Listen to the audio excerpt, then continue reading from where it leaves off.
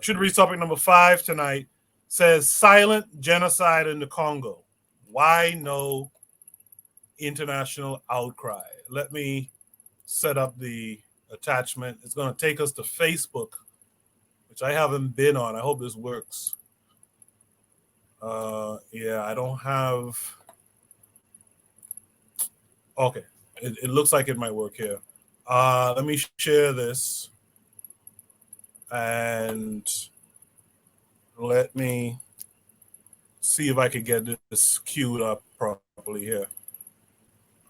So this is a video from Congo friends.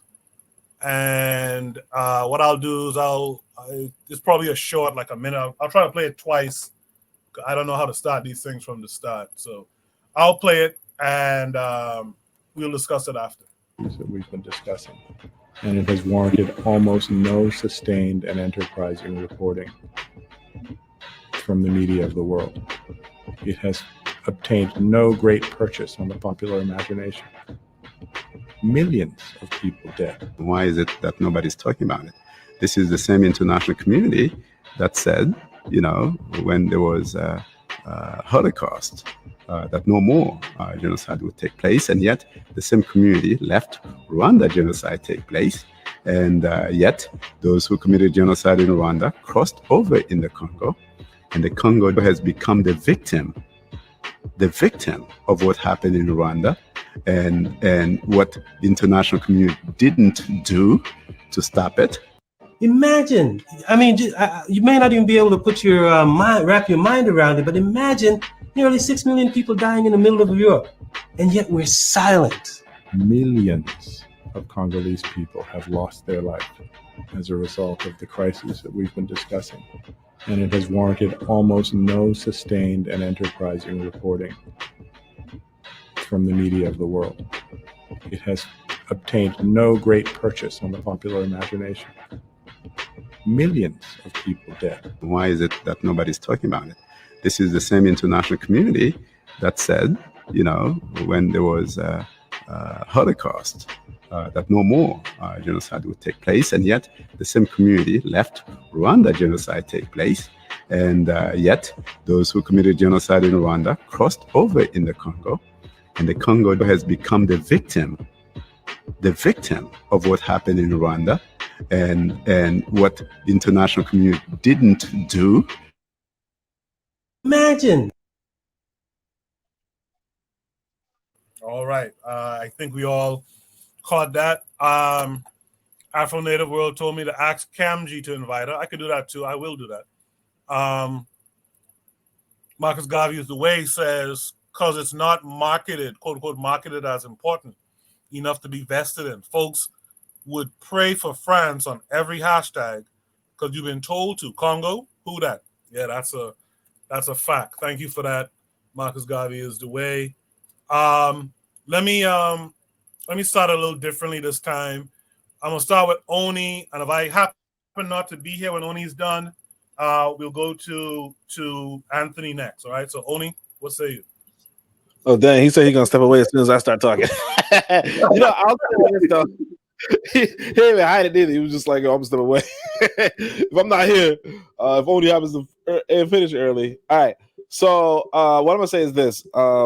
Interestingly, when I was in college, one of the first Pan-Africanist organizations I met was the Congo Friends, Friends of the Congo. And so, honestly, when I first created Twitter, it was only to follow these guys. The brother gave this good speech on Pan-Africanism, and then I was like, and at that time, I didn't even know what Pan-Africanism was, and you gotta listen to what I just said. I was in college. Oni, I'm sorry. I just wanted to ask you: is that the group that Alambe Bravnam was with? No, I think Alambe Brath was. I think that was Carlos Cook's organization. No, I'm talking about they had like a Patrice Lumumba Cook, something like that. No, this is Friends of the Congo. It's like it's they're talking about. Yeah, I mean, I'm just saying. I know Alambe Brath had a organization for the Congo too. I'm sorry, I didn't mean to interrupt you, bro. Go ahead, man. No, it's all good. It's all good. I don't even know. I don't know if he did, but I mean, you did encyclopedia, so I don't know why you asking me. You know what I'm saying? I was asking you. But what I'm saying is this though. But yeah. So that was the organization. I didn't even know about Pan Africanism, and I was going to college. You know. So the big question of, hey, why there's no international outcry? First off, ain't nobody even talking about Africa in that kind of way. Like I was plugged in. I knew about sharecropping and that kind of stuff and racism in America pretty deeply, and I didn't know about what was going on on the content. Like I didn't even know about the political movement. So I asked his brother. He gave me 2 book recommendations. I actually finally read one, or maybe both. No, I read both of them finally. He told me to read Wretched of the Earth, and he told me to read Kwame Nkrumah, maybe Challenge of the Congo, possibly. I'm not sure if he said Challenge of the Congo or not, but like I read that obviously, and I read Wretched of the Earth. In fact, I read it on YouTube. For those you don't know, and I'm just talking long because I know that I know the brother is not here, but no. But I'm saying though is that as far as the concern, it's like why they not no international outcry? Because it's not. First off, they're the ones doing it. Okay, they're the ones doing it. So if they are doing it, why would they be talking about it? It's like common sense. Like the guy said, what if there's 6 million people dead in Europe? Okay, whose job would it be to talk about 6 million dead in Europe? My job? Like if I'm the one going to Europe and killing 6 million people, should I be there broadcasting it and telling anybody, oh, I just went to Europe and killed 6 million people and I'm stealing from them? No, I would not do that. If I go to Europe to take their resources, right? I'm not, and I'm brutal and I'm killing people left and right, unless I'm trying to brag with you people. If I'm trying to brag with some folk, I'm not going to say that. So the problem with us is that, the United Nations is behind it. Okay? The United Nations, and y'all know where the United Nations is stationed. The United States is behind it. Belgium is behind it. France, England, them people, they're behind it. Now you want the people doing the crime to also inform other people who might put up some sort of resistance to it. Like that's the insane part of it. That's the insane part that we have, where we do not understand that these people are doing, like the people who are like the criminal. If they're not looking to get caught, the criminal, if they're not looking to get caught, do not broadcast their crimes. The reason why what's going on in the Congo is so quiet is because the people who have the media are also the people doing it. So they're not going to use their media to discuss what they're doing. That's all I'm going to say. I'm guessing Koku's not here, so I think he said... I'm back. But Anthony asked a question about Elambe. Elambe was involved in that group, Wadu. And yeah, he had the Patrice Lumumba Coalition. Yeah, that's it. Yeah, because we had Elambe Brath speak at a black, I don't know if Razuli remembers this, but we had him speak at a Black History Month celebration one time. So yeah, he was the Patrice Lumumba Coalition. But go ahead, Anthony. Okay. All right, Koku, this is gonna get a little bit deep. Because you remember, I don't know if you remember, it was probably about a couple of months ago, I sent you a video about this sister. She's from the UK. Her name was Dami Akanusi, and they did a show on Ancestor House. You remember that video that I sent you? Yeah. Talk about it. It's called The Rape of the Congo. Okay, and the brother who was on the show, he was a Dr. Ya Linjeni. He's a Congolese, a Congolese guy. He's a Congolese brother, historian. He's a deep brother. He's from Congo. Okay. Now, see, I mean, I'm saying a couple of things, but I'm tying it all in because I remember, like, some months ago we had a show where we was talking about like Paul Kagame. Okay, now for the tie it in. Okay, now in 94, that's when the Rwandan genocide happened. Okay, after the genocide, Kagame, he won. He became president of Rwanda. And and basically, okay, he got in bed with the West, with France, the United States and all them. You know, I guess I don't know if they had a guilt trip because he had already been telling them about the genocide that was going on before then, and I guess it was like a makeup call or whatever. But anyway, he got in bed with them. Okay, after that, they started undermining the Congo government, which, you know, Mobutu was the devil, was evil, was a straight bastard. You know what I'm saying? But they started, the Western powers and the corporations and everything, they said, well, we see a way that we can finally get Mobutu on out the way. You know, he been our slave for I don't know how long, but we can get him on out the way. And Kagame and the brother who's the president of Uganda, they was in it. Them two. Both of them was in it. They was on the side of the West. So they facilitated the conflict in the Congo. They got by 97, they got Mobutu up out of there. Okay. The one thing that they wanted, and that's been going on ever since then, was to destabilize the Congo, because the Congo is the richest piece of landscape in the world. I think they said they estimated like 16 to 20 trillion dollars worth of wealth in the soil of the Congo. No, this is the richest. If you had a strong Congo, man, do you know what the repercussions that would have for all of Africa? For the whole African continent? A strong, stable Congo with a Pan-African leadership. You know what I'm saying? It's almost what you need for Africa to get right. Congo and Nigeria. Okay, what I'm saying, okay. So what happened? After they got Mobutu up out of there, and they bought Laurent Kabila in, because he was a collaborator at first.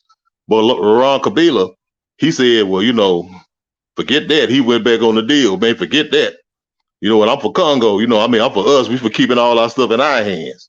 Well, they laid there and they assassinated him. Now, all us who holding cell phones in our hand right now, coltan is the major thing that powers a cell phone. Rwanda does not produce any coltan. Ain't no coltan produced in Rwanda. But Rwanda is the biggest exporter of coltan. You know what I'm saying? The biggest exporter of coltan. Where they get their coltan from? They get their coltan from exploiting the coltan from the Congo. Rwanda it's a militia, a guerrilla. I'm gonna call them a terrorist group called M23. That's in the Congo, and that's who committing all of the rapes and murders and the genocide. They're not the only one, because you have other factions too. But I'm saying, it's mainly M23 who committed, because all this is in the eastern region of Congo. You always hear about the eastern Congo, because this is the area that borders Rwanda and Uganda. And that organization is funded by, guess who? Paul Kagame and Museveni in Uganda. It's funded by them. It's funded by them directly, like hand to hand, but it's really funded by the West, the United States, Belgium, France, Britain, and all of them, and all their foreign corporations. So this genocide thing, man, I've been reading about this here for like about damn near 20 years. It's been going on for, it's about 6, 7, 8, 9 million people. And the chief baggers of the thing is Kagame. On the continent, it's Kagame. Man, Kagame is a devil. That man is evil. He's evil. Kagame and Museveni. Both of them, those dudes are pitiful, man. But I'm saying, but they pitiful little devils though. They ain't the big devils. No, they working for the big devils. But like, if you check out that document, I don't know if you got a chance to look at it. Check it out and listen at it. This is a Congolese brother telling you about it. You know what I'm saying, brother? Dr. Ya and Jengi. This is a Congolese. It ain't me. It ain't an outsider. It's him, and he go into vivid detail. He break the whole thing down. Check it out, man. And that's what. I don't know, man. It hurt my heart, man.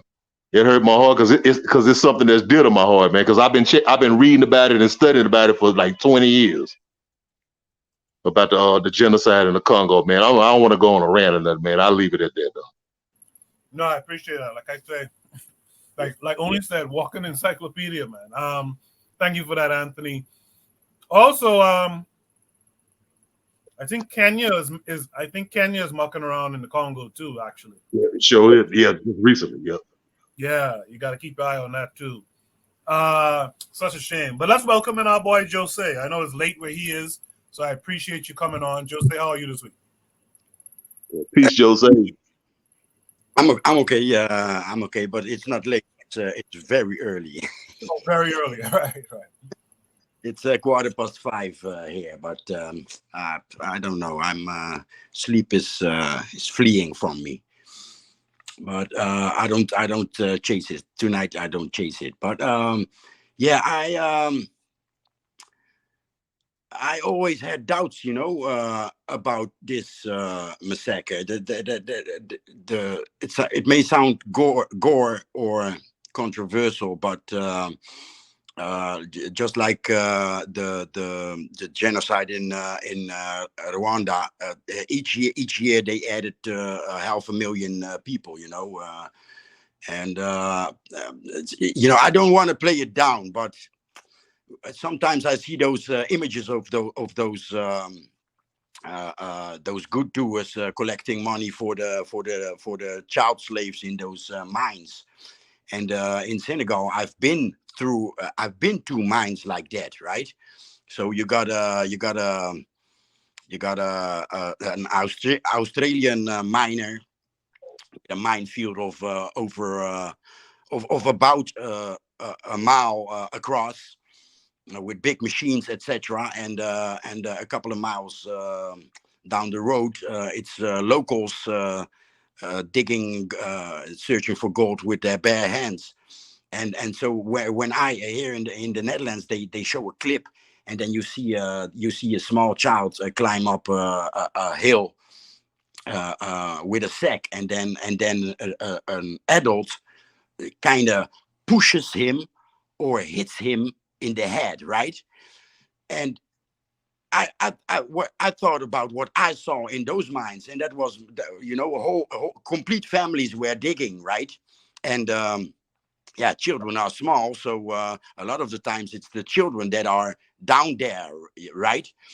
And when I see that, each time when I see that clip, it reminds me of that mine that I saw, and I'm hearing that adult say, "What are you still doing here? Your mom is looking for you. Go home," right? You understand what I mean? Anyone following what I'm saying? So Yeah. I have doubts. Okay. So right now in this show, I hear confirmation. I hear confirmation that it's true, but me, I always have doubts. Why aren't we hearing about cities of glass on the moon, or why aren't we hearing of of why aren't we hearing of the moon being hollow? Well, maybe because there's no cities of glass on the moon, and maybe that's because the moon is not hollow. You understand what I'm saying? So that's why I came in. But okay, before it was my turn, I was updated. Let me put it that way. But still, I wanted to say. I wanted to say what I just said. I will always keep my doubts. I appreciate that, Jose. Uh, that takes me to Buana. Buana, what say you? Yeah. So the question is asked, why haven't we heard in terms publicly in terms of the genocide in the Congo? So since the majority of the brothers on the panel uh, in America, I can address them from the American perspective. Why haven't you all heard about it? So I'll give you all brothers two names. The first name is this lady called Karine Jean Pierre. And for people who don't know who she is Joe Biden's press secretary. Okay, she is a black woman from Haiti. She is a lesbian woman, Yep. but she speaks on behalf of the policies internationally for Joe Biden, internationally and locally as well. But she basically forwards that information on to the American people. So that's how you know in the mainstream what's happening globally around the world. There's another man. There's a man. His name is Simon Ateba. So most people probably wouldn't know who he is. He is what people would consider to be an African correspondent, journalist. He has access to the White House.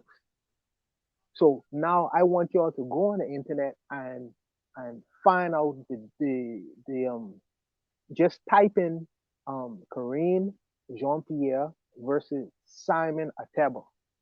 And the reason why I say that is because he is the person who is the United States usually liaisons with. You know, one of the main journalists in terms of African affairs. And there have been many discussions of back and forth between these two people because he's been trying to forward questions in terms of what's going on the ground in Africa. But Corinne Jean Pierre continues to ignore him intentionally. She does not want to address the relationship or African issues. When Simon Ateba tries to ask the questions publicly, even though he is a journalist, he is probably one of the only African journalists in the room. He may ask the questions in terms of what's happening in Congo, what's happening in Nigeria, what's happened. He's been trying to do these kinds of things, and Korean Stephan at the behest of Joe Biden ignores him. Been ignoring him his questions for years to a point to where he had to go on Fox, he had to go on Jimmy Dore. He had to. As a matter of fact, they dismissed him. They stopped him from coming in the press secretary in the room. And as far as the journalists who are allowed to come into the White House, they had to stop permitting them to come in. So now he can't even ask questions to forward questions in terms of on Africa's behalf. So it really and truly, they would discuss African issues while he's sitting in the room. I wouldn't even ask him a single question. And he's the only African person in the room. They would do dismissive bullshit like that.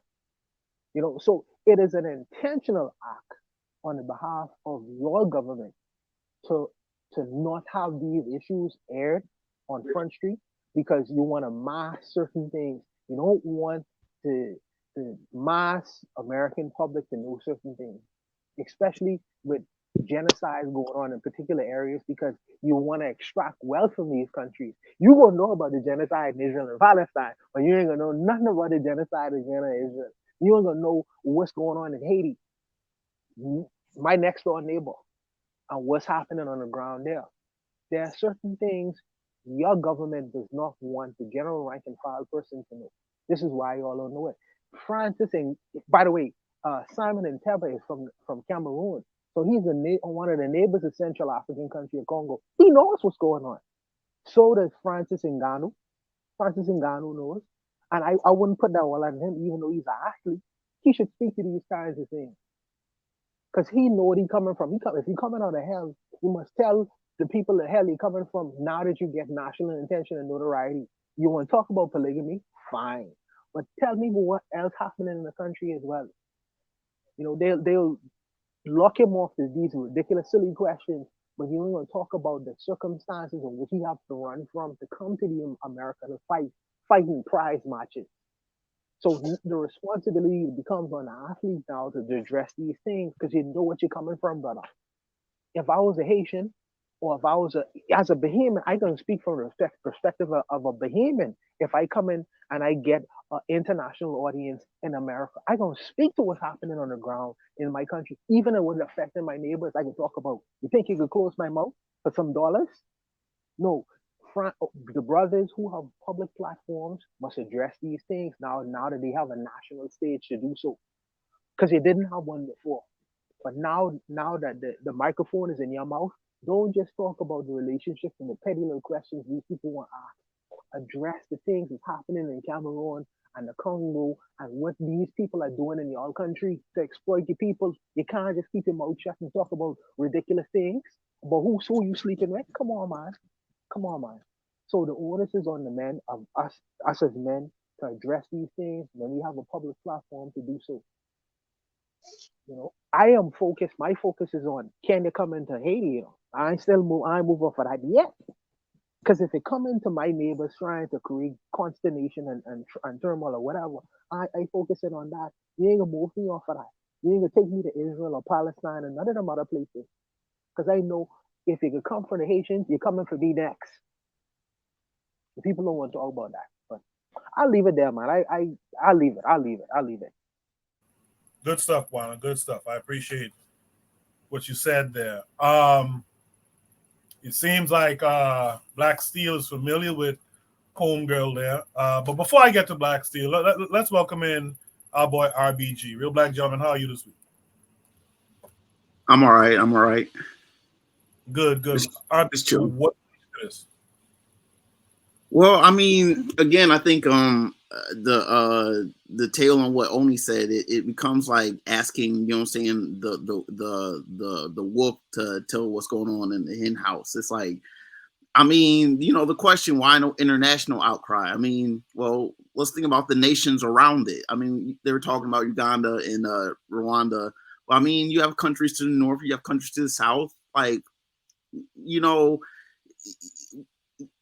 I guess what I'm trying to say is that, you want to listen to what the people around it are saying as well. I mean, in some sense, when there's a fight going on, at a neighbor's house, you try to be aware of what's going on, but you don't really get too nosy. I mean, you try to find out as much as you can, but nonetheless, I mean, there's only so much intervention that you should do with prudence. You know what I'm saying? If you have an advantage to somehow subdue the situation to benefit you and all parties, then you can do that. There's a lot of people in Congo. The countries around it, I mean, don't really have so many people. I mean, that's part of it. I mean, like Oni said, if the Congo was a whole unit, idealistically, and it can be. I mean, it's the geography is beautiful. The Congo can be utilized. I mean, just awesome transport, like it's been historically. I mean, good seaworthy vessels and good transports. I mean, jungle is jungle. There's a lot of trees and whatnot. I mean, if you can float a barge, you know what I'm saying, that's one way of moving. I mean, naturally, you know what I'm saying, you want to build roads, but it's difficult. You know what I'm saying, for part of it, I think, want to say is that, it's like, Congo has a gun to its head. You know what I'm saying? It's like anytime Congo tries to assert itself proper and say, hey, we're Congolese, like, damn it, like, this is what we're going to do. It's like everyone looks at it, it's like everyone looks at it as like, you're a big guy, but you're kind of scrawny. And so you get picked on.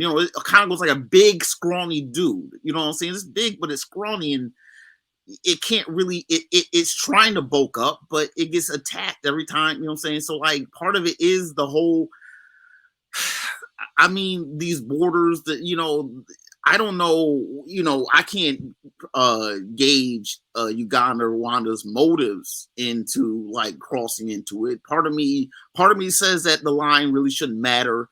And although the destabilization aspect is critical. I mean, troops are moving around, but it's not pretty. Problem is, a lot of this, I hope is not, I fear that it is, propped up by the West. So it's not an internal conflict. It's someone leaning probably on both sides. As far as the people dying, oh my goodness gracious. That just goes into, there's no way, no one close enough can make sure that people have the, you know what I'm saying, just, the amenities to, shelter themselves in the midst of conflict that's tearing up, civil war of all manner.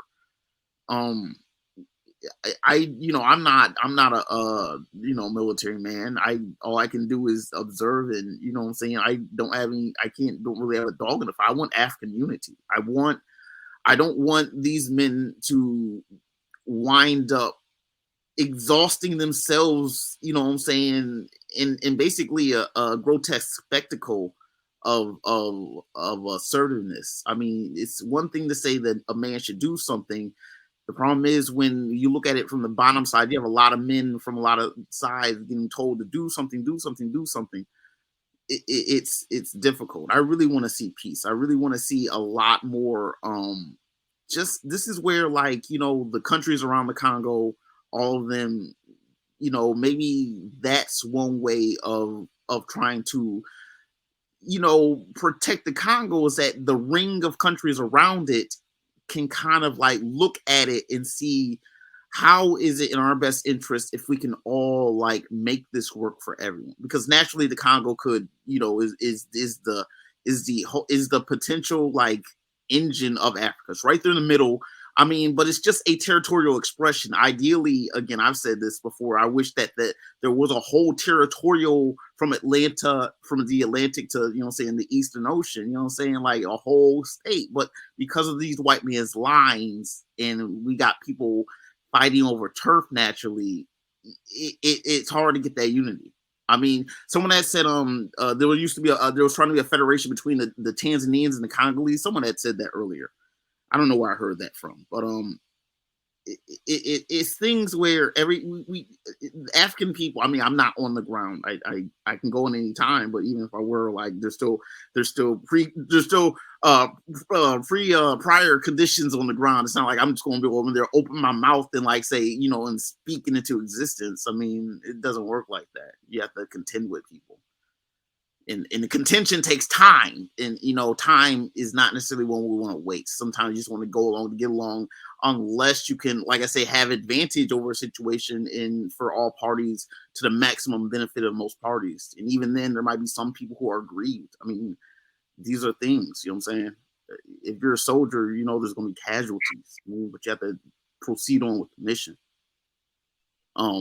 Like I said, I'm not a military guy. I can recognize how that works. I mean, when you have a lot of African countries where the military is taking over, that's just natural nature. You're going to have an army, whether or not, you know what I'm saying, there will be, you know what I'm saying, an army of a national character or basically a rebel group. You know what I'm saying? That could be within the nation or with transnational, and you know, it's an ugly thing. It's a thing, but there's indifference to it too. I cannot, you know, the African countries, you know, what can the Central African Republic do to help the Congo? That's a real question. Like, what can Angola do to help the Congo? That's a real question. Like, these are things that, and you know, in order to really help the Congo, you got to think about the people who surround it and see if they can't build a ring of like protection around it.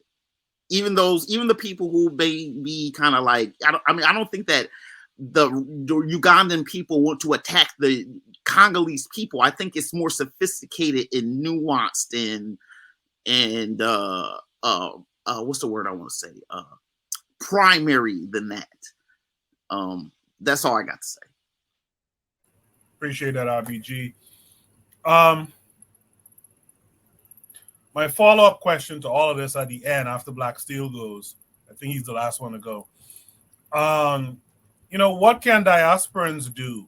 What can we outside the continent really do to help the Congo? I'd like to hear some brief ideas from you guys before we do Shoot the Breeze topic number 6, the last one for the night.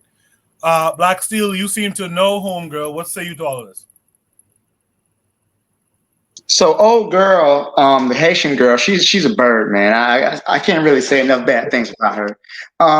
She's a complete Democratic shill for, you know, anything Biden says she does. She has no principles, no morals. One thing I want to say, I think it's very disturbing to hear Black people really talk about they don't believe that this is happening. That's very disturbing to me. So the Congo War has produced the most casualties of people since the Second World War. This is a horrible thing that's happening. Move back, boy. My dog's in the way. But basically, though, it's the reason. First of all, the reason why is people. So number one, it's happening to Black people. Number one, and truth be told, we don't really care about Black people. Number two, Black people, African people don't control the media. They control the apparatus of the state. So since we don't have control over the media, we're not really going to hear too much widespread information about this. And three, I think that people, like as it was said before by Anthony McPhail, that the world requires the resources that exist in the Congo to be sold below market value in order for them to create the PlayStation, the Xboxes, and the cell phones, and the other smart TVs that we all get on Black Friday. When I say we, I'm talking about Americans mostly, the West. So they need this country. They need this information. I mean, they need this to happen. And the reason why it's not cheaper going to change because we don't control the information is getting out. Also, too, I think it's crazy that these African leaders, Kagame and Museveni, they are facilitating this Congo, this destruction and the death of African people as a way to pad their pockets, as a way for them to benefit. They don't really care what's happening, and I think part of the problem with African leadership is that they have no responsibility to the masses of the people. Most of them just in it for their own self-aggrandizement and to make a couple dollars. But then, because we don't know anything about it at all, I'm sorry. Or Zulu said, "Y'all driving Teslas." Sir, I'm a Tesla, sir. I can't afford a fucking Tesla. Anyways, I just, to me, the reason why this is going on because we don't really know, we don't have control of this. I think what we can do most is that we can raise awareness about this issue that's happening. More people can be aware, and I think overall, I think we have to have organization because one thing African people have lacked for a long time is organization, and that's very much by design. You know, our organizational skills, our organizations have been undermined and destroyed. Whenever we organize, whenever we plan to unite and do some those organizations come under direct attack by the state. And I'm talking about everything from the Black Panthers to Marcus Garvey to the Black Liberation Army to the Not Fucking Around Coalition. Anytime we have these organizations come to be created, they get attacked and undermined. But that doesn't mean we stop trying to do it because we need organization. We need to have control over the Congo, and we need to organize our people. These people like Kagame and these other people working on behalf of the Western powers, they have to be destroyed. For some reason, the International Criminal Court only seems to bring Africans up on charges for some reason. But they let these motherfuckers go around for all these years and doing what the hell they doing. They got that dude out of Liberia and Sierra Leone because those places weren't weren't viable economically. You know, South Africa recently brought charges to the International Criminal Court for Gaza. But South Africa, come on, you know, you got what's going on in Congo in your goddamn backyard. You can bring criminal charges against Israel, and very well, that's accurate. But you can't bring charges against your people, against people who are murdering Africans. You can't even mention it. So to me, it's crazy that Black people have become so desensitized to other Black people suffering that we'll put another group of people suffering over our own peoples. And I'm not saying those people's suffering isn't valid, but how are you going to sit up here and have millions of people killed, children displaced, resources stolen, and yet you're going to skip over them and say about what's happening to Gaza? Get the fuck out of here. I'll leave it there, Coco. Thank you. Appreciate that. So a quick follow-up. I do want to get to this last topic. But you know, what should we as diasporans, what should we be doing? Who has some ideas? I got Coco. Go ahead. I say we should well, I mean, back in the days you would have went to the United Nations, but the United Nations is one of the key culprits. You know what I'm saying? But I mean, I think that I I mean, I want to say, well, we need to like appeal to the African Union, but then, but look who they are. But I'm saying, I think it's got to be a grassroots thing, though, man. Across Africa, you know, across the African world, a grassroots thing. You know, that's the only way. I mean, you can't go to the politicians because the politicians is gone. You know, they're gonna be politicians. You know, they you know, like I said, they for their pocketbook. But it's this one sister. She lives in Canada, and she has a show. She has a YouTube show. It's called the You and I Talk Show. No, U-I. No, like you and me, you and I. It's called the You and I Talk Show, and she's from Rwanda. And I mean, she really goes in on the Kagame regime, man. But like she raises a lot of those issues up about the genocide in the Eastern Congo. You know, about a whole lot of topics, man. You know, it's a couple of other ones. It's this brother Louise. He's from the Congo. I'm trying to think of the last point. His name is Louise. I mean, the only thing I ain't like about him because he with that Uhuru Solidarity movement. But I mean, he does a lot. He has a YouTube channel, man. He does a lot of good work, man, about raising the issues about the genocide in the Congo. And I think we just all need to need to keep it in the forefront. That's one thing that I think we can do. We need to keep it in the forefront, and it has to be a grassroots thing. I don't think we can go through like the United Nations or the African Union because that ain't nothing but the United Nations part too. You know what I'm saying? It gotta be a grassroots kind of thing, man. That's what I think. That's how I think that we could support it, man. That's what I think. I get an idea. For the brothers who are in New York City, New York City is an international city. So I'm sure you have a Congolese community there, whether it's a Congolese church, Congolese organization. I'm sure that there are a Congolese person that you can approach and ask them, a responsible Congolese person, is there an organization that I could make any kind of financial donation to or tangible, whether through clothes or time or whatever, in terms of contributing on giving my service product or whatever, what's happening on the ground in the Congo. In terms of the brothers and sisters who may not necessarily be in a metropolitan city, you could always go online and find a Congolese organization of your choice. I'm sure there are going to be English speaking ones, not only French speaking ones, who possibly trying to do something on the ground and just do an act of sacrifice.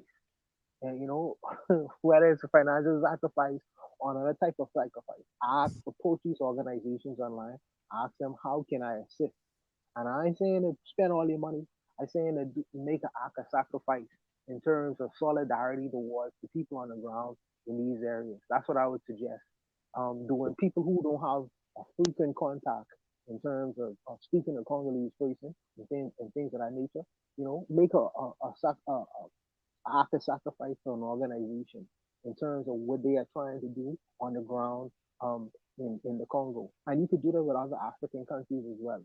And like I say, you don't have to spend all your money, but in the show of solidarity, in the show of in the spirit of Pan-Africanism, do something that is sacrificial, not $1. I Hey, want to can clarify I just say one myself. thing real quick? I'll be brief and I'll shut up. Can I say one thing real quick? Yes. Yeah, go ahead. And then Joseph. I was just thinking about something that Buono just said. One thing, I mean, it just dawned on me. One thing that we can do, let's put out like some kind of publication about the genocide in the Congo and like pass it around to the churches. Everybody go to church. Let's put a publication. It don't have to be like a 30-page thing or a few 10 pages, 5 pages, whatever, and talk about what's going on in the Congo. And our hidden point would be every time you pick up your cell phone, think about the Congo. The Congo. I'll leave it at that. Yeah. I don't know where. Maybe in churches that may work counterproductive, but that's just my. I want to clarify myself. It's happening, right? But it's what I say. Yes, the thought of it is gore to criticize it or to have doubts. But the doubts that I have is how it arrives here. Because they speak of it, but it's typical, and that's that's the connection with my opinion about spreading. Doing the marketing in churches. It's those images that we are looking at now, that are ingrained in our minds. Yeah, maybe we should have another approach, like for example, doing business, at least doing business with Africa. Now is the time, now is the time to and it's actually doing business is actually warfare. So if you can what I've seen, if you create jobs, right? If you create jobs, or once I sponsored a soccer tournament, and it's way more easy to have an impact than we think. So if we just do business, if we just do good things there, the actually things that we in the West also need. That's self-esteem, right? If you in their eyes, we come from the rich United States and Europe, and we take the time, or that's what I noticed also. So we go there and we farm, or we go there and we sell mangoes from the south of Senegal in Dakar, and we take all this effort, right? In their eyes, that's already valuing them and their country, right? So of course it's a little more when a white guy does it, right? But I hope you understand what I mean. It's not tomorrow that it's gonna stop, right? So these are we know how sick we are, right? Also in the West, we're confused. It's gonna take time, and so little steps eventually lead to great deeds. You understand? So I believe it's deeds. It's not making people aware, but it's actually action. And that was it. Appreciate that. Any other last thoughts about what we can be doing as diasporans? All right. So what we'll do is we'll just go right into it. Without further ado, thank you for all the comments in the chat. Brother Bakari is out there. I expected Brother Bakari to be boogieing right now, but I guess you have a little break going on. But thanks for all the comments. What we'll do is go to Shoot the Breeze topic number